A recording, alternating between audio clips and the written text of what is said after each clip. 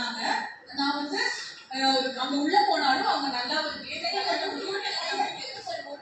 Okay உங்களுக்கு வந்து கையை என்ன பண்ணணும் பண்ணுங்க. அது வந்து பவித்ரா தர்ஷன் பேசி ஒரு முடிவு. நான் சொல்லுவேன் இப்போ 3 வந்து நீங்க என்ன டிசிஷன் எடுக்க சொல்லுங்க.